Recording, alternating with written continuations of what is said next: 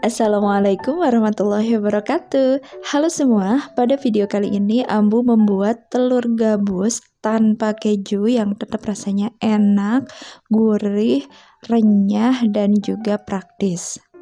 Dan juga di video kali ini dibahas tentang apa yang menyebabkan daya kembang dan juga tingkat kerenyahan pada telur gabus yang kita buat. Nah, yang penasaran, tonton videonya sampai selesai ya. Baiklah, yang pertama kita siapkan dulu bahan-bahannya. Ini ada 3 butir telur. Telur ini berfungsi untuk mengikat adonan sebagai bahan cairannya.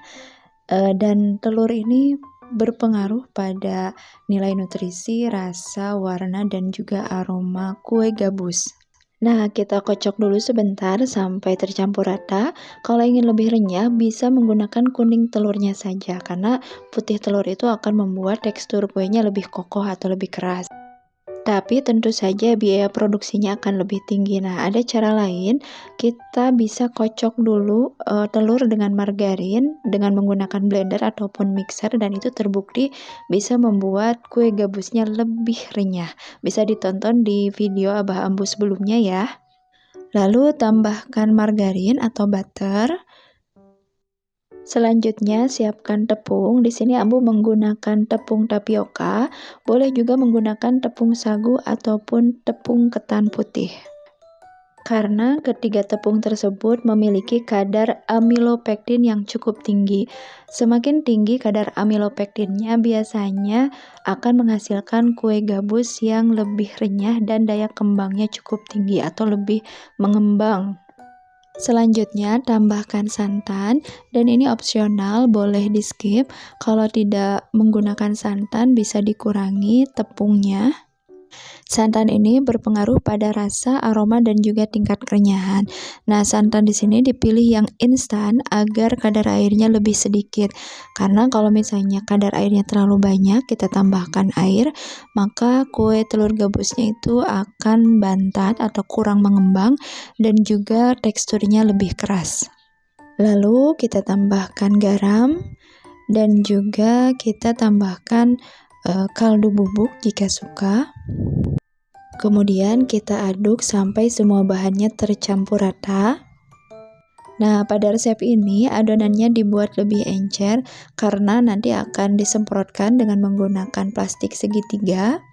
Jika ingin mencetak telur gabusnya dengan cara biasa, ini kita tinggal tambahkan sedikit tepung lagi atau boleh dikurangi telurnya sehingga bisa dicetak dengan menggunakan tangan seperti itu. Kemudian masukkan adonan telur gabus ke dalam plastik segitiga seperti ini. Lalu ujung plastik segitiganya nanti kita gunting dengan lubang atau ukurannya sesuai dengan selera. Nah, ini siap kita cetak. Kemudian kita siapkan minyak dingin seperti ini. Lalu kita semprotkan adonan ke dalam minyak dingin tersebut. Jangan pernah mencoba menyemprotkan adonan ke dalam minyak yang sudah panas ya, atau langsung digoreng. Kenapa? Karena nanti akan meledak adonannya. Kalau sudah dirasa cukup banyak, kita tinggal panaskan kompor, lalu kita goreng telur gabus kejunya.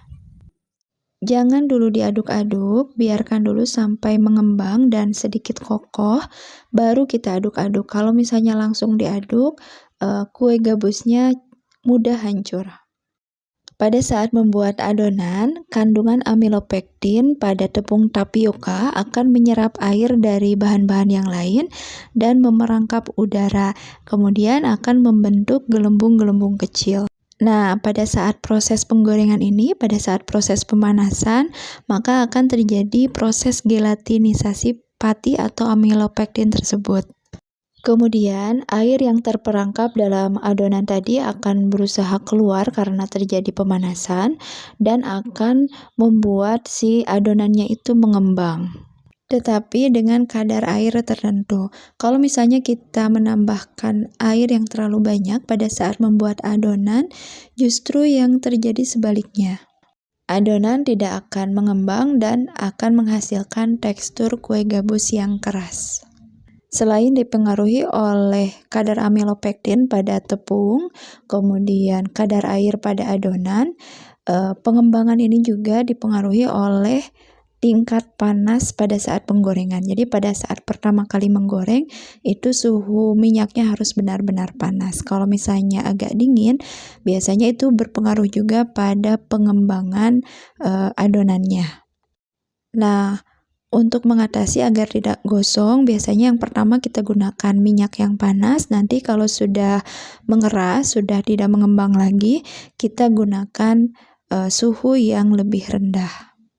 Lalu kita goreng sampai benar-benar matang, tandanya tidak ada gelembung-gelembung lagi pada adonan saat digoreng. Nah, kalau misalnya ingin lebih renyah lagi, bisa ditambahkan dengan bahan-bahan perenyah. Misalnya bisa ditambahkan dengan baking soda, baking powder, ataupun bahan yang lainnya. Nah, ini sudah matang telur gabusnya.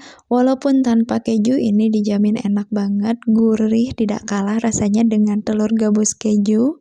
Tentu saja untuk menghasilkan kue yang kualitasnya baik, harus menggunakan bahan-bahan yang kualitasnya baik juga.